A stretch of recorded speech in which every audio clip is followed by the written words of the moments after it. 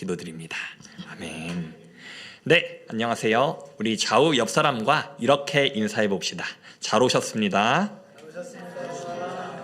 잘 오셨습니다. 잘 오셨습니다. 여러분 정말 대단하신 것 같아요. 왜 대단하다 생각하냐면 내일이 쉬는 날입니다. 그리고 다 자연스럽게 여행을 갈 수도 있겠거니와 이 자리에 오신 게 저는 너무나도 기쁘고 또 많은 분들이 와주셔서 정말 행복한 예배 시간 될 수 있을 것 같습니다. 그래도 이 예배 시간 가운데 오직 높으신 주님만 드러날 수 있는 귀한 예배 시간 되기를 소망합니다. 우리 함께 하나님 말씀 보도록 하겠습니다. 오늘 함께 보실 말씀 고린도전서 말씀입니다. 고린도전서 2장 6절부터 16절까지의 말씀 함께 보도록 하겠습니다. 고린도전서 2장 6절부터 16절, 제가 가진 성경책으로는 신약성경 265쪽에 있습니다. 다 찾으신 줄로 알고 저와 여러분이 한 목소리로 봉독하도록 하겠습니다. 혹시 이 마이크 조금만 줄여주실 수 있으실까요? 네, 우리 6절부터 한 목소리로 봉독하겠습니다. 시작. 그러나 우리가 온전한 자들 중에서는 지혜를 말하노니 이는 이 세상의 지혜가 아니요 또 이 세상에서 없어질 통치자들의 지혜도 아니요 오직 은밀한 가운데 있는 하나님의 지혜를 말하는 것으로서 곧 감추어졌던 것인데 하나님이 우리의 영광을 위하여 만세전에 미리 정하신 것이라. 이 지혜는 이 세대의 통치자들이 한 사람도 알지 못하였나니 만일 알았더라면 영광의 주를 십자가에 못 박지 아니하였으리라. 기록된 바 하나님이 자기를 사랑하는 자들을 위하여 예비하신 모든 것은 눈으로 보지 못하고 귀로 듣지 못하고 사람의 마음으로 생각하지도 못하였다 함과 같으니라. 오직 하나님이 성령으로 이것을 우리에게 보이셨으니 성령은 모든 것 곧 하나님의 깊은 것까지도 통달하시느니라. 사람의 일을 사람의 속에 있는 영 외에 누가 알리요? 이와 같이 하나님의 일도 하나님의 영 외에는 아무도 알지 못하느니라. 우리가 세상의 영을 받지 아니하고 오직 하나님으로부터 온 영을 받았으니 이는 우리로 하여금 하나님께서 우리에게 은혜로 주신 것들을 알게 하려 하심이라. 우리가 이것을 말하거니와 사람의 지혜가 가르친 말로 아니하고 오직 성령께서 가르친 것으로 하니 영적인 일을 영적인 것으로 분별하느니라. 육에 속한 사람은 하나님의 성령의 일들을 받지 아니하나니 이는 그것들이 그에게는 어리석게 보임이요 또 그는 그것들을 알 수도 없나니 그러한 일은 영적으로 분별되기 때문이라. 신령한 자는 모든 것을 판단하나 자기는 아무에게도 판단을 받지 아니하느니라. 누가 주의 마음을 알아서 주를 가르치겠느냐? 그러나 우리가 그리스도의 마음을 가졌느니라. 아멘. 네, 오늘은 여러분과 함께 계심이라는 제목을 가지고 하나님의 은혜를 나누고자 합니다. 제가 제목을 계심으로 정하고 많은 사람들한테 여러 이야기를 들었습니다. 너 한자 잘하냐? 뭐 이런 말부터 시작해서 또 우리 교회는 중국에서 오신 분들이 많잖아요. 이게 그래서 중국어에서 말하는 계심입니까? 무엇의 계심입니까? 이런 이야기도 듣고요.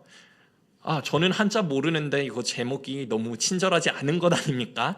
이런 이야기도 들어보고 그래서 제목을 잘못 정했나 생각도 하다가도 제가 오늘 여러분과 나눌 말씀의 내용을 가장 잘 담고 있는 단어라 이렇게 제목을 정했습니다. 제가 네이버에 계심을 검색해 보니까 별로 재밌는 그 뜻에 대한 정확한 내용들이 안 나오더라고요. 막 개심하다, 개심심하다 뭐 이런 말만 나오고 진짜 개심이란 단어의 뜻을 알아보기는 알아보기는 좀 힘들었는데 고칠 개자에 마음 심자에서 마음을 고치는 것과 관련된 여러분과 하나님의 은혜를 나누고자 합니다. 먼저 한 가지 질문으로 여러분 오늘 말씀을 시작하고 싶습니다. 우리가 살아가는 능력이 무엇이냐? 즉 우리는 무엇을 기반으로 살아가는 사람들인가? 라는 질문으로 한번 시작해 보고 싶습니다.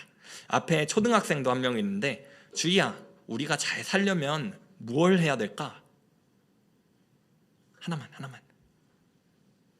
네, 초등학생한테 물어보면 보편적으로 이렇게 아무 대답을 못하고 하는 것도 있는데 초등학생, 중학생, 고등학생 여러 사람들에게 물어보면 일반적으로 우리는 공부를 열심히 해서 행복한 삶을 이룩하는 게 우리가 잘 사는 방법입니다. 자신의 능력, 세상의 방법을 의지하는 것을 말하죠.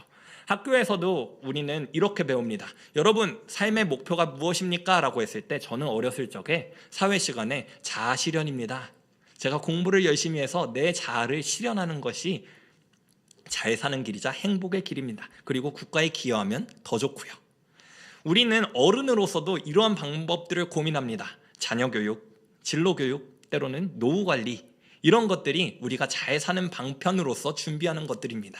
성경에서는 이런 걸 아예 하지 말라라는 것은 아닙니다. 실제로 잠언에서도 보고 전도서에도 봐도 이런 지혜로 어떻게 살아가는 것이 유익하다, 이런 지혜로 살아가는 것이 유익하다라고 이야기를 합니다. 즉 지혜가 필요하다라고 하는데 성경에서 말하는 지혜는 잠언에서 기록하듯 전도서에서 기록하듯 한 가지 전제를 담고 있습니다. 무엇을 전제로 담고 있냐면 하나님 안에서 펼치는 지혜가 의미가 있다라는 것입니다. 우리가 살다 보니 세상에 여러 지혜들이 있는데 그 지혜는 사실은 죽음 앞에서는 무력해진다라는 것을 생각해 볼 수 있지요. 제가 열심히 제 건강을 위해서 비타민도 먹고 아미노산도 먹고 뭐 이 약도 먹고 저 약도 먹는다고 해도 결국에는 죽음 앞에서 제가 발휘한 지혜, 이 세상에서 행복하기 위해 선택한 그것은 죽음이란 시점에서 끊어질 것입니다. 때로는 우리가 행복한 가정을 이루기 위해 좋은 아파트, 때로는 금전, 때로는 많은 사람들과의 행복한 관계들, 이것도 사실은 죽음 앞에서는 끊어지는 문제들입니다. 즉 세상의 지혜는 유한하나 이 세상의 지혜는 죽음 앞에서 끊어진다는 것을 우리는 삶의 경험을 통해 알 수 있습니다. 그리고 우리는 애써 외면하고 있지만 당연히 내일이 찾아올 것이라고 생각을 하고요. 내일이 찾아왔을 때 나는 어떻게 해야 되겠다. 그리고 한편의 마음의 불안감을 우리는 무엇으로 풀어내냐면 보험으로 풀어냅니다. 내가 만약에 다치면, 내가 내일의 미래를 알 수 없으니까 그래서 보험 드는 거 아니겠습니까? 알다시피 저도 얼마 전에 아기를 낳았는데 저는 무슨 보험을 들었겠어요? 태아보험 들었습니다. 왜냐하면 내일 일이 어떻게 될지 모르니까. 다른 말로 하면 우리는 죽음을 애써 외면하고 있거나 두려운 것으로 무의식적으로 반응하고 있다라는 것의 반증이기도 하지요. 지혜라고 했을 때 먼저 솔로몬 왕 우리는 잘 알고 있는데 솔로몬은 되게 독특한 인물이에요. 첫 번째로는 하나님의 지혜가 솔로몬에게 있었고요. 솔로몬의 인생 말미에를 보니까 하나님의 지혜 말고 자기 생각에 옳은 대로 그 지혜를 펼친 장면이 그 한 사람의 인생에서 모두 드러납니다. 여러분, 솔로몬이 지혜를 발휘했을 때 이 이야기가 나오죠. 어떤 산모 둘이 아이를 가지고 옵니다. 이게 누구 아이입니까? 그래서 판단해 보십시오. 그랬더니 솔로몬이 어떻게 해요? 이 아이를 자르겠다. 그랬더니 진짜 엄마는 아니야, 저쪽에 줘. 가짜 엄마가 아니죠? 뭐라고 하죠? 어찌됐든 그 어머니께서는 아니다, 반으로 자르자. 그런 하나님의 지혜. 이 지혜는 어떻게 보면 세상의 것들을 판단하지만 하나님께서로부터 온 건데 솔로몬이 말년에는 이런 지혜를 펼칩니다. 내가 이방 나라와 혼인 언약, 정약을 맺으면 우리나라가 외적의 침입으로부터 안전해지겠다. 그래서 실제로 솔로몬이 많은 사람과 결혼을 하게 되고요. 국가의 안정을 위해 정략 결혼도 많이 하고. 하지만 그 결과가 어떻게 됐냐면 이스라엘을 반으로 쪼개는 여로보암과 르호보암을 남유다와 북왕국을 분리하는 결과로 이어지게 됩니다. 여러 지혜들을 살펴봤는데 우리는 한 가지 요약해 볼 수 있는 한 가지 전제가 있는데 무엇이냐면 우리는 어떠한 지혜를 쫓으며 살아간다는 것은 사실이란 게 확인이 됩니다. 우리는 하나님의 지혜든 세상의 지혜든 어찌됐든 지혜를 추구하며 살아가고 지혜를 쫓아 살아간다는 것입니다. 오늘 고린도 전서를 살펴보는데요. 본문에서 읽은 고린도는 지혜의 땅이라고 불리기도 했습니다. 왜냐하면 동쪽에는 지도는 그려지지 않겠지만 동쪽도 바다고 서쪽도 바다여서 고린도는 항구 도시였어요. 그러니까 서쪽에는 이오니아해, 동쪽에는 에게해, 항구 도시여서 무역이 활발하게 발달했고요. 거기에는 경제적 풍요가 있었습니다. 그리고 고대 그리스답게 335 모여가지고 막 토론하는 거예요. 이게 맞냐 저게 맞냐, 우리가 잘 아는 아리스토텔레스, 플라톤 뭐 이런 사람들 다 고대 그리스 사람들입니다. 광장에 나가서는 이런 토론들이 막 이루어지고, 이게 왜 가능했냐면 풍요가 있기 때문에. 우리도 풍요가 있으면은 삶의 여유가 있지만 풍요가 없으면 삶의 여유가 없어서 그런 걸 나누질 못했을 텐데, 지금 고대 그리스 사람들은, 그리고 고린도 사람들은 무역도시이자 경제적 풍요도 있었고 이렇게 지식인층이 많았던 그런 도시다라고 이해했으면 좋겠습니다. 그리고 사람이 많은 곳에는 항상 생기는 것이 있는데 음란이 생깁니다. 이거는 부정할 수 없는 사실인 것 같아요. 우상과 간음이 많은 도시였고요. 더 큰 풍요를 가져다 주는 것을 꿈꾸기 때문에 심심하면 신전으로 나아갔습니다. 제가 아시는 분은 아시겠지만 헬라어, 히브리어를 굉장히 좋아하는데 헬라어 동사에는 이런 동사가 있습니다. 고린디아조마이라는 동사가 있거든요. 이렇게 쓰는데 앞에 고린디아는 고린도를 뜻하는 말입니다. 조마이는 행동하다라고 하는 그런 동사의 단어입니다. 고린도 사람처럼 행동하다라는 것이 고대 그리스 사회에 동사로 쓰였어요. 어떠한 뜻인지 상상이 가십니까? 성적으로 무절제하고 방탕한 생활 양식을 고린디아조마이라고 표현을 했습니다. 너 그렇게 고린도 사람처럼 사는 것 같다, 이런 식으로 말을 하는 거죠. 또 거기에는 히에로둘로이라고 하는 사람들이 있었는데요. 히에로는 성전이란 뜻이고 둘로이는 종이란 뜻입니다. 거룩한 종들이 있었는데 이들이 무엇이냐면 종교적 매춘부를 이렇게 표현했습니다. 우리도 가끔 어떤 사람들이 술 먹으면 나는 주님께 나아가, 이런 느낌의, 그 주님이 그 주님은 아니지만 이러한 것처럼 우리는 성스러운 종에게 나아가 하면서 종교적 매춘부가 활발했던 시대가 고린도 지역의 시대적 배경이었고 문화적 배경이었습니다. 그러면 이 고린도 지역에 이런 사람들이 주를 이루었는데 이제 사도 바울이 전도 여행을 하면서 복음을 전합니다. 그런데 고린도 지역에 그리스도인들을 평가하는 말들이 있는데 이 부분은 함께 읽어봅시다. 1장 26절부터 28절인데 제가 같이 한 목소리로 읽어봅시다. 시작. 형제들아, 너희를 부르심을 보라. 육체를 따라 지혜로운 자가 많지 아니하며 능한 자가 많지 아니하며 문벌 좋은 자가 많지 아니하도다. 그러나 하나님께서 세상에 미련한 것들을 택하사 지혜 있는 자들을 부끄럽게 하려 하시고 세상에 약한 것들을 택하사 강한 것들을 부끄럽게 하려 하시며 하나님께서 세상에 천한 것들과 멸시받는 것들과 없는 것들을 택하사 있는. 네, 아멘. 고린도 사람들은 굉장히 지혜 있다 뭐 이렇게 이야기하면서 지금 고린도 지역에 있는 그리스도인들을 어떻게 평가하고 있어요? 지혜로운 자가 많지 않다, 능한 자도 능력이 좋은 사람도 많지 않다, 문벌 좋은 자, 학벌이 좋은 사람도 많지 않다. 하나님께서 세상에 미련한 것들을 택했다. 그럼 고린도 지역에 있는 그리스도인들이 미련했다는 소리고요. 세상에 약한 것들을 택했다. 약했다. 그리고 세상에 천한 것들, 멸시받는 것들, 없는 것들. 이게 사도 바울이 고린도 지역에 있는 사람들에게 편지하면서 하나님들이 너네가 그러한데 하나님이 너네를 택했어. 이렇게 능력 없고 미련하고 무식하고 학벌도 없고 이런 사람을 택했다. 그리고 왜 그렇게 택했냐면 지혜 있는 자들을 부끄럽게 하려고 하시려고 그들을 택했다라고 이야기를 하고 있습니다. 그리고 제가 사료를 하나 더 가져왔는데 유대고대사라는 책이 있어요. 거기 18권의 3장의 세 번째 줄에 이렇게 기록이 되어 있습니다. 그 무렵 예수라는 지혜로운 사람이 있었다. 그를 지혜로운 사람이라고 부르는 것이 적절하다고 말하면 말이다. 그는 놀라운 일들을 행하였으며 진리를 기꺼이 받아들이는 사람들의 스승이었고 많은 유대인과 많은 헬라인을 끌어들였다. 그는 그리스도였다. 그리고 빌라도가 우리 지식인들 중에 몇몇의 제안을 받아들여 그를 십자가에 못 박히게 했을 때 처음에는 그를 사랑했던 사람들이 그를 저버리지 않았다. 이거는 뭐 성경의 내용은 아니고 고대 역사책이라고 생각하면 됩니다. 고대 역사책에서 유대인들을 평가할 때 이런 평가를 했던 거예요. 그리스도란 사람이 있었는데 그는 지혜로운 사람이었다는 것을 말합니다. 그런데 뒤에 단서를 덧붙여요. 그가 정말 지혜로운 사람이라 부르는 것이 적절하다면 말이다.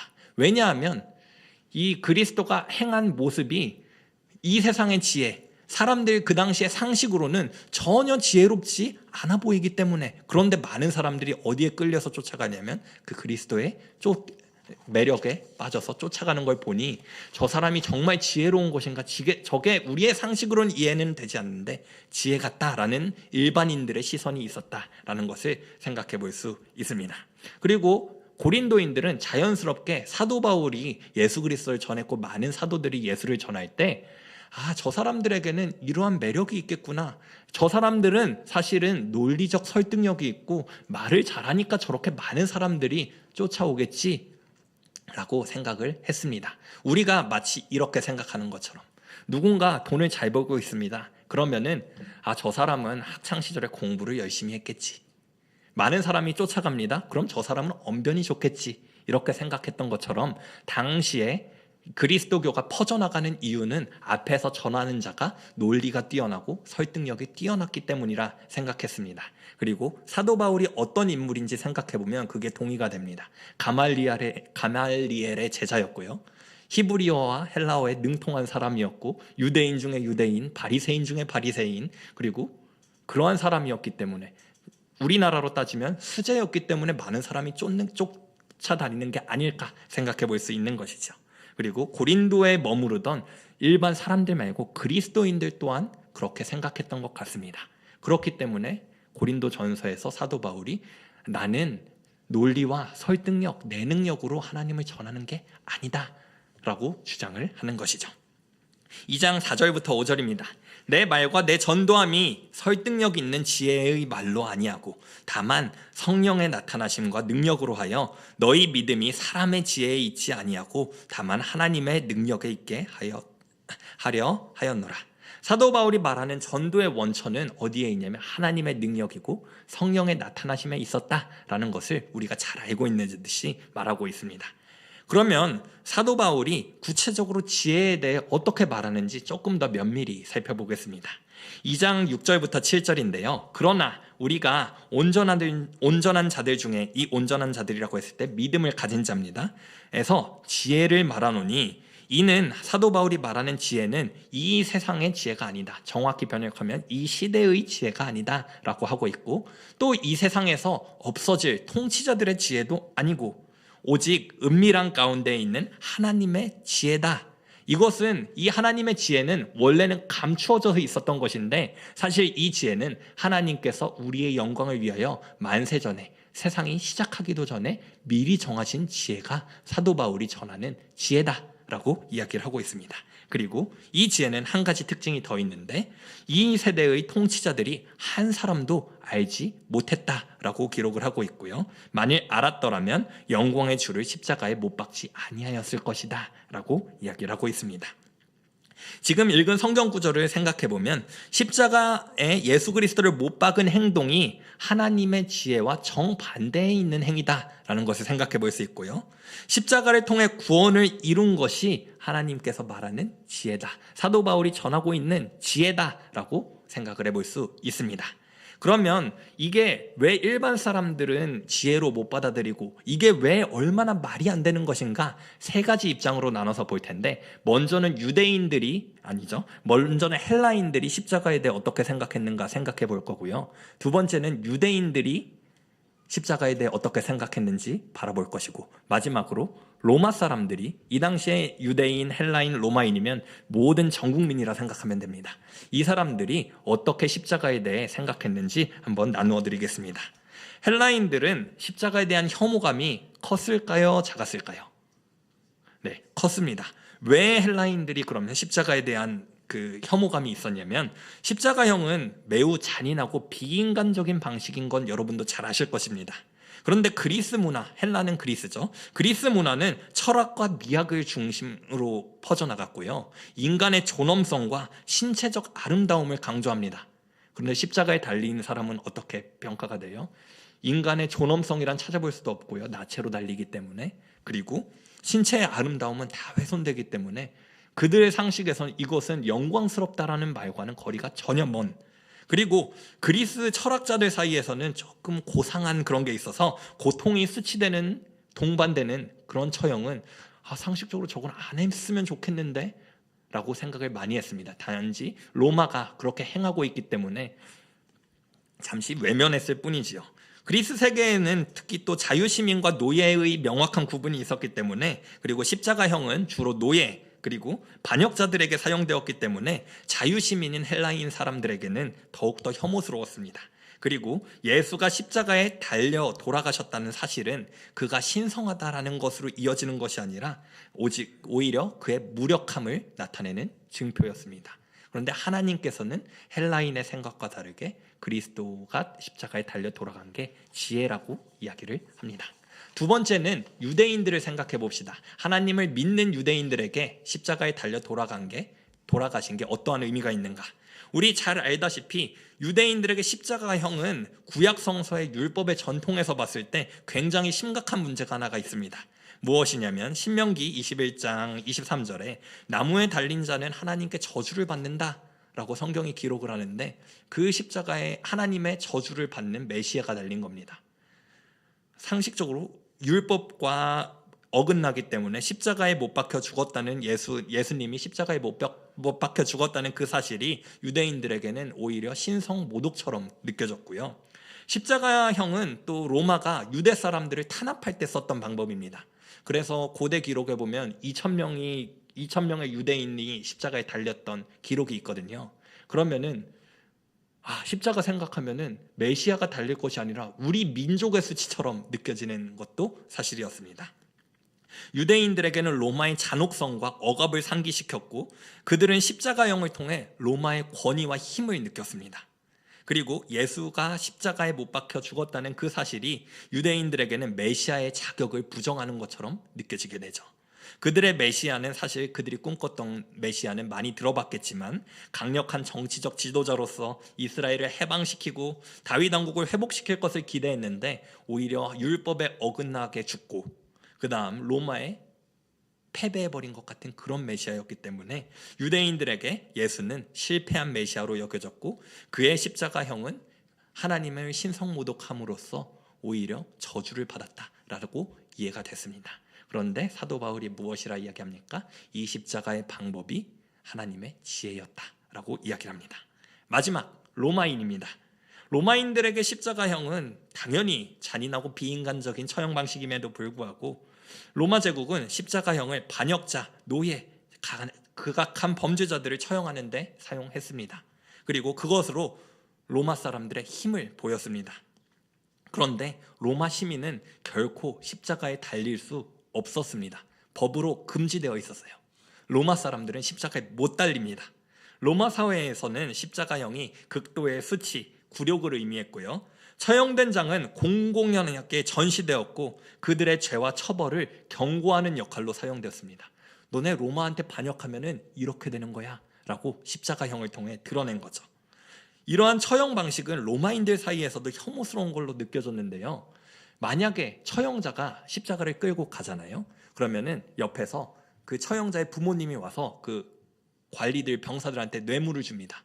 왜 주냐면 제발 십자가에 달리기 전에 먼저 죽여줘 라고 뇌물을 줍니다. 십자가가 그만큼 몸의 고통과 많은 정신적 고통을 수반하고, 그것은 십자가에 달린 사람의 부모님이다 라고 하면 대대로 가문까지 욕먹는 그러한 것이었기 때문에 십자가는 그러한 포지션에 있었습니다. 그리고 로마인들이 섬기는 신들도 한번 생각해 봅시다. 대체로 어떤 신이냐면 제우스, 힘 엄청 센, 헤라클레스, 강력한 영웅, 이런 신들을 로마 사람들은 주로 숭배합니다. 그런데 십자가형이 메시아라고 불리는 그 왕이 십자가에 달린다? 로마 사람들의 상식엔 이해가 안 되는 거예요. 왜 안 되냐면 우리 영웅은 세야 되는데 어떻게 달려 죽은 영웅이 셌다 할 수 있겠어? 라고 이야기를 하는 거죠. 그래서 그들은 예수의 십자가형이 그의 죄와 패배를 의미한다고 봤지 메시아가 사용하는 방법이라고 결코 생각하지 못했습니다. 그런데 고린도전서 2장 9절에는 이러한 기록이 있습니다. 기록된 바 하나님이 자기를 사랑하는 자들을 위하여 예비하신 모든 것은 눈으로 보지 못하고 귀로 듣지 못하고 사람의 마음으로도 생각하지도 못하였다 함이라. 사도 바울은 무엇이라 말하고 있는 거냐면 이렇게 모두 상식적으로 불가능하다 생각하는 이 십자가형이 예언의 성취다라고 이야기를 하는 것입니다. 지금 로마인, 헬라인, 유대인들을 바라봤는데 사실 모든 사람이라고 봐도 이상함이 없습니다. 모든 사람입니다. 그리고 이 중에서 이 십자가의 지혜를 깨닫는 사람이 있는데 이것은 인종으로 깨닫는 것이 아니라 한 가지 방편이 있어야 깨달을 수 있다라고 하면서 사도 바울은 자신의 논지를 이어갑니다. 이것을 깨닫는 자가 있었으니 바로 그리스도입니다. 하나님이 자기를 사랑하는 자들을 위하여 예비하신 것이 이 십자가인데 많은 사람들은 눈으로 보지도 못하고 마음으로 느끼지도 못하는데 한 존재가 있었으니 지금 그리스도를 믿는 사람만이 하나님께서 밝히신 그 방법 십자가를 이해한다라고 성경이 이야기를 하는 것이죠. 예수님은 이야기하셨었지만 모든 사람들이 이해하지 못하는 이 진리가 언제 이해가 될 것이다라고 요한복음에서 이야기한 적이 있습니다. 요한복음 14장 26절 함께 읽어봅시다. 시작. 보혜사 곧 아버지께서 내 이름으로 보내실 성령 그가 너희에게 모든 것을 가르치고 너희가 너희에게 말한 모든 것을 생각나게 하리라. 고린도전서 2장 10절부터 12절은 이렇게 기록이 되었습니다. 오직 하나님이 성령으로 이것을 우리에게 보이셨으니 성령은 모든 것 심지어 곧 하나님의 깊은 것까지도 통달하시는 그런 영이시다. 사람의 일을 사람의 속에 있는 영 외에 누가 알리오? 이런 속담도 있죠. 10개 물속은 알아도 사람의 마음은 모른다. 사람의 일은 사람만 아는데 영의 일은 영 외에 누가 알까? 하나님의 일도 하나님의 영 외에는 아무도 알지 못하느니라. 그러나 여기 번역이 빠졌습니다. 그러나 우리가 세상의 영을 받지 아니하고 오직 하나님으로부터 온 영을 받았으니 이는 우리로 하여금 하나님께서 우리에게 은혜로 주신 것을 알게 하려 하심이라. 요한복음의 예수님의 증언과 지금 고린도전서의 증언을 종합해 보면 이것을 깨닫는 자가 있는데 성령이 받은 사람, 성령을 받은 사람, 성령의 영이 임한 사람, 성령이 함께하는 사람이 이 하나님의 십자가의 지혜를 깨닫는다. 율법을 지키던 유대인들도 아니고요, 로마의 특권을 누리고 있는 특권층도 아니고 당시의 일반적인 사람도 아니고 사람의 일과 하나님의 일을 구분하는 딱 하나의 기준점이 있으니 성령이다 라고 이야기를 하는 것입니다. 그래서 2장 13절부터 16절에 요약하면 하고 싶은 말이 이것입니다. 우리가 이것 하나님께로 은혜로 주신 것을 말하거니와 이것은 사람의 지혜가 가르친 말로 아니하고 오직 성령께서 가르치신 것으로 하니 영적인 일은 영적인 것으로 분별하는 것이다.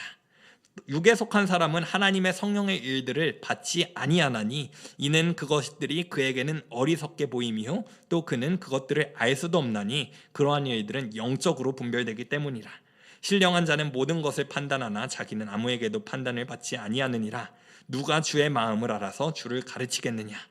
우리가 그리스도의 마음을 가졌기 때문에 그것을 안다 라고 성경이 기록을 하고 있습니다.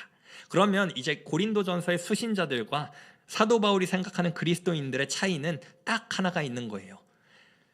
예수 그리스도의 십자가를 인정하고 믿는 사람들은 성령의 사람들의 자리에 놓는 것이고 그것을 어리석다라고 하는 사람들, 미련하다고 하는 사람들은 세상에 속한 사람들이라 평가를 하고 있는 것이죠. 그러면 여기까지 우리는 큰 원리는 다 봤습니다.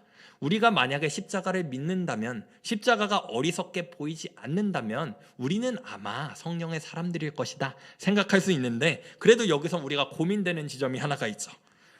원리는 다 알겠는데 그러면 우리는 어떠냐? 우리가 성령에 속한 사람이냐? 혹은 내 친구는 어떠냐? 내 가족은 어떻고 내 공동체는 어떠냐? 이걸 어떻게 판단할 수 있는가까지 한번 나아가 보도록 하겠습니다. 우리 지난주 주일 설교 본문이었는데요, 에베소서 4장 18절에 이방인들의 특징을 말하면서 이렇게 기록합니다. 그들의 총명이 어두워지고 그들 가운데 있는 무지함과 그들의 마음이 굳어짐으로 말미암아 하나님의 생명에서 떠나 있다. 그들이 하나님의 생명에서 떠나 있는 이유는 생명의 근원인 하나님과 교제할 수 없기 때문입니다. 그리고 그 원인은 마음이 굳어짐, 그리고 총명, 지혜가 어두워짐, 그리고 하나님을 알지도 못함. 그런데 고린도전서에서 성령이 오시면 이걸 해결해 주신다 했죠. 그래, 한 가지 구약 시대로 한번 더 넘어가 봅시다. 포로기 때 이러한 사건이 있었습니다. 이스라엘 백성들이 이제 계속 그들의 죄로 말미암아 하나님께서 이스라엘 백성을 바벨론에서 포로 생활을 하게 하시는데, 그 가운데 에스겔이라는 선지자를 통해 한 가지 예언을 하십니다. 또 내 새 영을 너희 속에 두고 새 마음을 너희에게 주되 라고 하면서 시작을 하는데요, 옛날에 하나님의 말씀도 주고 율법을 주었는데 이스라엘 백성은 실패합니다. 그리고 약속을 새로 주시는 거예요. 에스겔 시대에 새 영을 너희 속에 두고 새 마음을 너희에게 줄 거야. 그때 어떤 일이 펼쳐지게 될 거냐면 너희 육신에서 굳은 마음이 제거될 것이고 이제 그 딱딱하게 굳었던 마음이 부드러운 마음이 될 것이고 또 내 영을 너희 속에 두어서 내 말씀, 내 규칙, 내 율법을 이제는 너희가 행하는 것이 아니라 성령이 행하게 할 거다. 너희가 내 규례를 지켜 행할 거고 그 결과 어떤 게 나타나냐면 내가 너희 조상들에게 준 땅에서 너희가 거주하면서 내 백성이 되고 나는 너희 하나님이 될 거다라고 예언을 하는 장면이 나타납니다. 그렇다면 우리는 생각해 볼 수 있죠. 아마 에스겔의 예언이 지금 현대가 아니죠. 신약 시대를 살아가는 그들에게 성령이 임함으로써 역사가 이루어진다면 에스겔이 예언했던 부분이 이제는 마음이 굳어진 사람을 향해 역사하시는 성령의 역사를 이야기하는 것이다. 그리고 이 결과는 무엇이 되냐면 앞에서 살펴봤듯이 이제는 너희가 내 백성이 되게 하는 것을 성령이 오셔서 이루게 할 것이다 라는 결론으로 이어볼 수 있겠습니다. 그런데 이거는 그래요. 원리잖아요. 그러면 실제적으로 우리가 눈으로 볼 수 있는 원리가 무엇이 있습니까? 로마서에 기록되어 있습니다. 10장 9절부터 10절 함께 읽어볼까요? 시작. 너가 만일 내 입으로 예수를 주로 시인하며 또 하나님께 그를 죽은 자 가운데서 살리신 것을 내 마음에 믿으면 구원을 받으리라. 사람이 마음으로 믿어 의에 이르고 입으로 시인하여 구원에 이르느니라. 이거 잠깐 띄워놔 주세요. 우리 잘 아는 본문인데요. 입으로 예수를 주로 시인한다. 그런데 아까 고린도인들의 상황, 십자가를 생각하는 당대 사람들을 보았을 때 이거는 일반적으로는 불가능한 일입니다. 왜냐하면 세상의 지혜로 봤을 땐 이건 상식적이지도 않고요. 어리석기 때문에. 그런데 입으로 예수를 시인한다? 그것은 반증해보면 성령이 우리 안에 있다는 것이고 우리 마음이 굳어진 것에 풀려서 하나님을 보고 있다는 것을 생각해 볼 수 있습니다.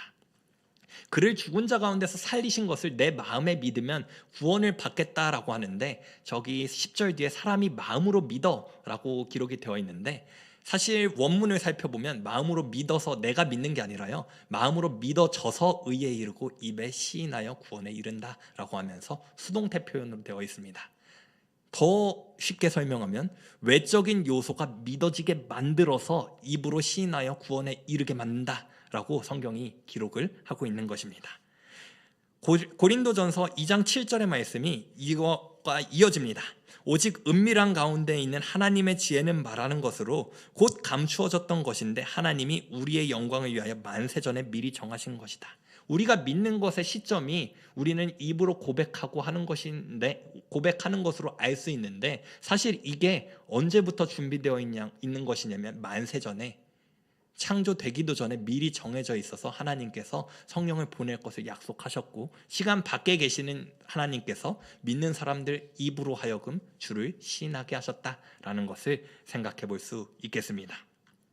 이렇게 한 이유는 아까 고린도전서의 처음에 고린도에 있는 그리스도인들을 어떻게 판단했는가에 대해 그 근거를 붙일 때 살펴보았습니다. 하나님께서 연약한 자, 가난한 자, 믿음이 약한 자, 문벌도 없고 학벌도 없는 자 이들을 부르신 이유가 무엇이었습니까? 이 세상의 지혜가 미련한 것인 것을 증명하고 내가 한 것이 아니라 하나님이 하셨음을 고백하게 하기 위해서 1장 30절부터 31절에 너희는 하나님으로부터 나서 그리스도 예수 안에 있고 예수는 하나님으로부터 나와서 우리에게 지혜와 의로움과 거룩함과 구원함이 되셨으니 기록된 바 자랑하는 자는 내 능력을 자랑하는 것이 아니라 하나님의 능력을 주 안에서 자랑하게 하려고 이렇게 행하셨다라고 이야기를 할 수 있겠습니다. 그러면 이렇게 우리가 입으로 주인을 예수님께서 우리의 주인입니다 고백하고 예수를 주로 고백하는 우리들이 해야 될 일은 무엇이냐? 이제 우리가 성령을 받았다, 알았다, 내 입에서도 구원의 선포가 나오고 십자가가 미련한 것으로 여겨지지 않으니 성령이 함께 있는 사람일 텐데 우리가 해야 될 일은 무엇인가? 에베소서 4장에 기록되어 있습니다. 너희는 우리 함께 봤었던 본문이죠. 유혹의 욕심을 따라 썩어져가는 구습을 따르는 옛사람을 벗어버리고 오직 너희의 심령을 새롭게 하여가 아니라 심령이 새롭게 되어서 하나님을 따라 의와 진리의 거룩함으로 지으심을 받은 새 사람을 입으십시오. 왜냐하면 여러분은 이제 세상의 기준에 육에 속한 사람이 아니라 영의 일을 분별하는 영의 사람이 되었으니 이제는 옛사람, 구습을 따르는 옛사람의 습관을 벗어버리고 의와 진리의 거룩함으로 지으심을 받은 새 사람을 입으십시오. 이것이 가능한 이유는 너희의 심령이 새롭게 되었기 때문입니다. 라고 성경이 이야기를 하는 것이죠. 오늘 설교 제목이 개심이었습니다. 마음을 고치다 라는 뜻이었는데 하나님께서 성령을 통해 우리의 마음을 고쳐 놓으셨습니다. 우리가 고친 게 아니에요. 우리는 소망이 없고 우리는 할 수 있는 것도 아무것도 없고 심지어 일반 보편적인 사람이 그렇듯 십자가를 미련하게 여기는 게 당연한 사람들인데 하나님께서 만세전에 예정하셔서 우리의 마음을 고쳐놨습니다. 어떻게? 예수를 주로 고백할 수 있게. 이제는 구습을 따르는 것이 혐오스러울 수 있게. 십자가의 도가 진리라는 것을 알 수 있게 우리의 마음을 고쳤습니다. 그리고 마음이 고쳐진 우리는 구습이 우리의 삶에 남아져 있지만 의와 진리와 거룩함을 쫓아가는 삶을 살아가게 됩니다. 왜냐하면 인식하면 발견하면 발견할수록 하나님이 정말 진리시고 이 세상의 지혜는 따를 것이 못되구나. 그것이 사실 허망한 거구나. 헛된 거구나가 발견되기 때문입니다. 세상 사람이 미련해 보인다 해도 아무 상관없습니다. 왜냐하면 세상 사람들의 지혜가 아무리 높아도요 하나님의 지혜에 적음보다 못하기 때문입니다. 하나님의 지혜가 훨씬 더 위대하지만 그들은 자신들이 어떻게 죽어가는지도 모르는 사람들이지만 그리스도인들, 교회를 믿는 하나님을 믿는 성도들은 어떠한 삶을 살아가냐? 하나님이 주실 그 약속의 소망을 붙들고 이 세상의 것을 추구하지 않으면서 이 세상 때문에 낙심하지 않으면서 살아갈 수 있는 것입니다. 그리고 이게 가능한 이유는 우리 안에는 성령님이 오셔서 옆에서 보혜사로서 계속 도우시면서 하나님의 우리를 향한 뜻을 발견할 수 있게 하기 때문입니다. 고린도전서 4장 1, 2절에 이렇게 기록되어 있습니다. 그러니까 사람이 마땅히 우리를 그리스도의 일꾼이요 하나님의 비밀을 맡은 자로 여길 것입니다. 그리고 맡은 자들에게 구할 것은 충성이다 라고 성경이 기록을 합니다. 하나님의 지혜를 가진 자는 그리스도의 일꾼이며 비밀을 맡은 자가 해야 될 것은 충성. 이 충성은 원어적 의미로 봤을 때 굳게 서 있는 겁니다. 세상에 많은 것들이 찾아와도 흔들리지 않고 넘어지지 않고 그 자리에 서 있는 것. 그것이 믿는 자들이 할 것이고요. 이게 가능한 이유 마지막 성경 구절입니다. 누가 주의 말씀을 알아서 주를 가르치겠느냐? 우리가 그리스도의 마음을 가졌기 때문이다. 일반 사람들은 자신의 욕심을 따라가는 그런 삶을 살아갔지만 우리는 그리스도의 마음을 가졌기 때문에 그러한 삶을 살 수 있습니다. 제가 되게 좋아하는 성경 구절이 하나 있어요. 잠언입니다. 잠언에 이런 기록이 있더라고요. 생명의 근원이 어디에서 납니까? 우리의 마음에서 납니다. 일반 사람들의 생명의 근원은 마음에 없습니다. 왜냐하면 마음이 죽어있기 때문에, 굳어져 있기 때문에. 그런데 잠언의 말씀이 새롭게 보이죠.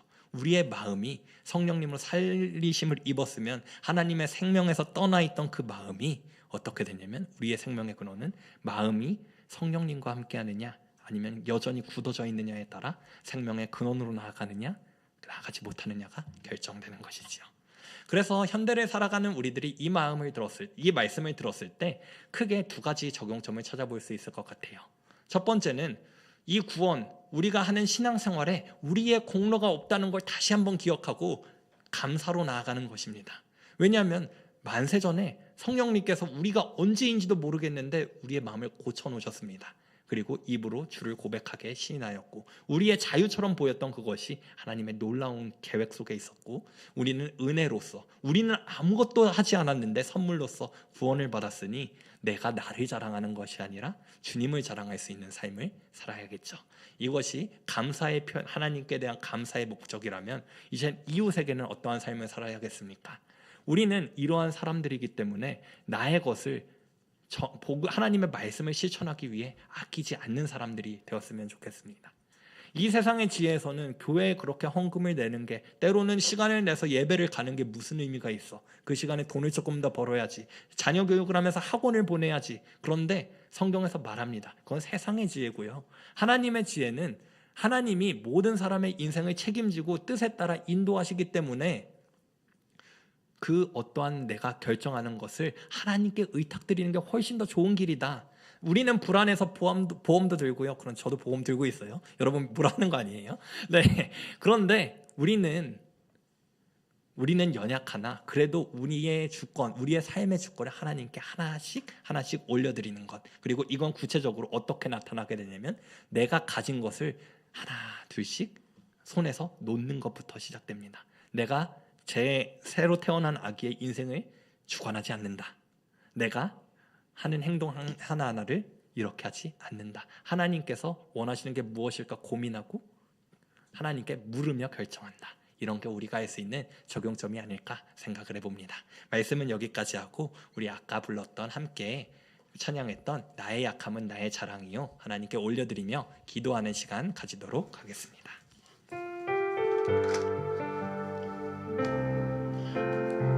참 고마운 친구,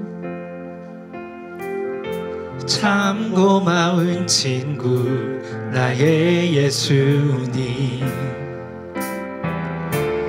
나는 깨지기 쉬운 질그릇과 같으나 때론 낙심해도 포기치 않음은 예수의 생명이 내 안에 있기에 내 삶의 동행자 나의 예수님, 나는 기대가 없는 어린 나귀 같으나 늘 쓰러져도 다시 일어남도 예수의 생명이 내 안에 있기에 나의 약함은 나의 자랑이요 나의 실패는 나의 간증이요 나의 아픔은 나의 영광이니 그 부르심 따라 내가 걸어갑니다. 나의 약함은 나의 자랑이요 나의 실패는 나의 간증이요 나의 아픔은 나의 영광이니 그 부르심 따라 내가 걸어갑니다. 네, 이 시간 우리 한 가지 기도 제목 가지고 먼저 기도하길 소원하는데요. 우리의 삶이 엄청나게 이 세상의 기준으로 봤을 때 훌륭하지 않을 수 있습니다. 하지만 우리는 더 큰 소망을 바라보고 살아가는 사람들입니다. 이 세상의 지혜로는 우리의 삶이 이해가 되지 않을 수 있으나 우리는 잘 알고 있지요. 하나님의 지혜로 보았을 때 십자가를 쫓아가는 이 삶이, 하나님을 사랑하는 이 삶이 얼마나 귀한 것인지 우리가 먼저 첫 번째로 기도할 때 하나님께 감사하는 기도를 올렸으면 좋겠습니다. 우리가 아무것도 하지 않았지만 하나님께서 우리의 삶을 예수 그리스도를 주로 고백하는 삶으로 이끄셨습니다. 때로는 내 자유처럼 보였던 이 고백이 하나님의 계획 안에 있었던 것을 깨달으오니 하나님 우리의 입에서 하나님만 자랑하는 그러한 삶이 될 수 있도록 도와주시고 더 넘어서 우리에게 이러한 큰 구원을 허락하신 하나님께 감사할 수 있도록 우리의 마음을 다하여 하나님께 감사하는 기도를 하며 나아가도록 하겠습니다. 다 같이 기도하겠습니다. 나의 약함은 나의 자랑이요 나의 실패는 나의 간증이요 나의 아픔은 나의 영광이니 그 부르심 따라 내가 걸어갑니다. 나의 약함은 나의 자랑이요 나의 실패는 나의 간증이요 나의 아픔은 나의 영광이니 그 부르심 따라 내가 걸어갑니다. 나의 약함은 나의 자랑이요, 나의 실패는 나의 간증이요, 나의 아픔은 나의 영광이니 그 부르심 따라 내가 걸어갑니다. 나의 약함은 나의 자랑이요, 나의 실패는 나의 간증이요, 나의 아픔은 나의 영광이니 그 부르심 따라 내가 걸어갑니다. 히브리서에선 이렇게 기록하고 있습니다. 노아가 방주를 산 위에 지었던 것은 그의 믿음이다. 그리고 아브라함이 본토 아비집의 고향집을 떠난 것도 믿음이다. 그리고 기드온, 삼손, 바락, 입다, 다윗 및 사무엘과 선지자들이 다 그렇게 행하였다. 무엇이냐면 이 세상의 기준이 있음에도 불구하고 하나님의 지혜를 따라간 사람들입니다. 그리고 어떤 사람들은 믿음으로 나라들을 이기기도 하였고, 의의를 행하기도 하였고, 약속을 받기도 하였습니다. 또 누구는 사자들의 입을 막기도 하였고, 불의 세력을 멸하기도 하였으며, 칼날을 피하기도 하였는데, 연약한 가운데서 강하게 되기도 하였는데, 전쟁에서 용감히 싸우기도 하였는데, 그런 사람만 있는 것이 아니라 사실 성경에 다른 사람들도 있다라고 히브리서는 기록을 합니다.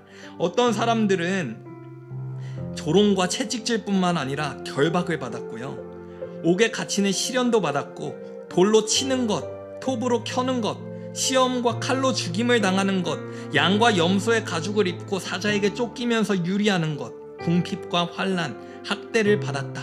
그런데 히브리서에서 뭐라 증언하냐면, 이렇게 하나님의 뜻 때문에 인생 가운데 자신의 믿음을 드린 사람들을 평가하는 한마디가 있습니다.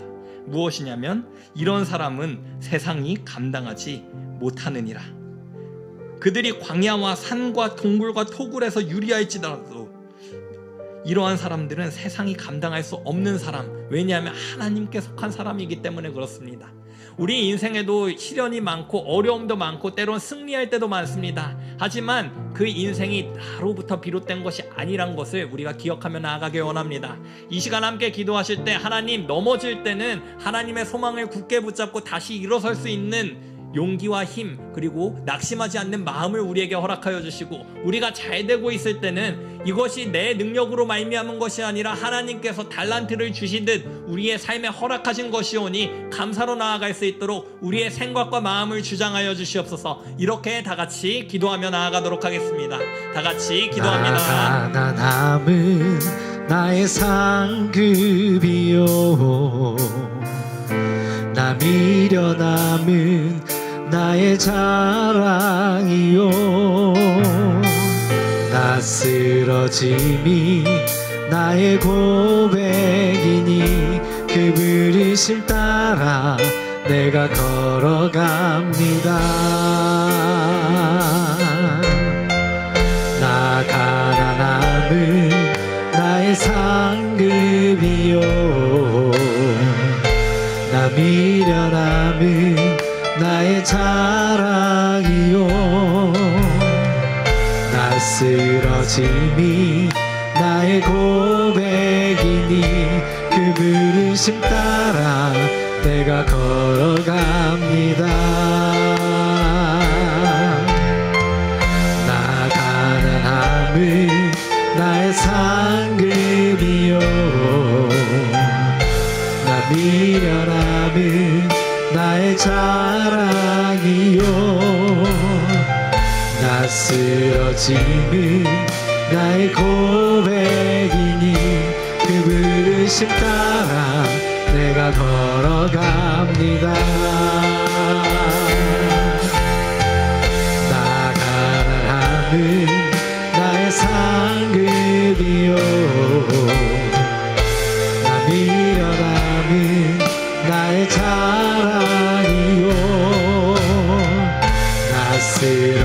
믿음이 나의 고백이니 그 부르심 따라 내가 걸어갑니다.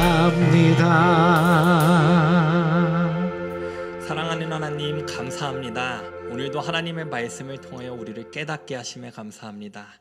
우리가 얼마나 큰 은혜를 받아서 마음의 고치심을 얻었는지 발견하게 되었사오니 하나님, 우리가 우리의 능력을 의지하고 자랑하는 것이 아니라 우리의 삶을 이끄시는, 우리의 삶을 지금도 동행하고 계시는 그 예수님, 하나님, 성령님만 자랑할 수 있는 우리의 인생 되게 하옵소서.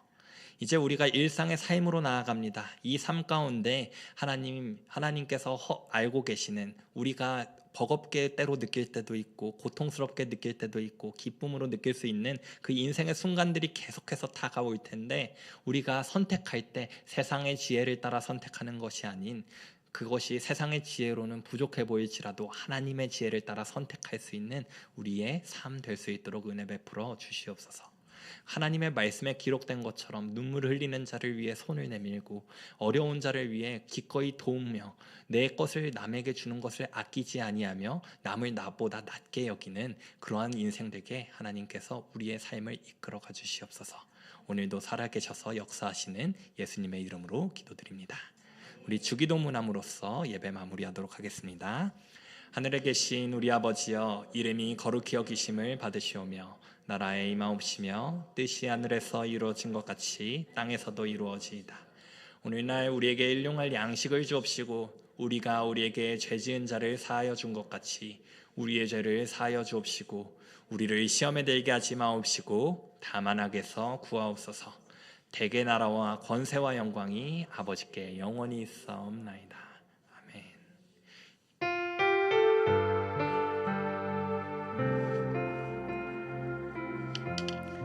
네, 이 시간 각자 가지고 나오신 기도 제목을 하나님께 올려드리도록 하겠습니다.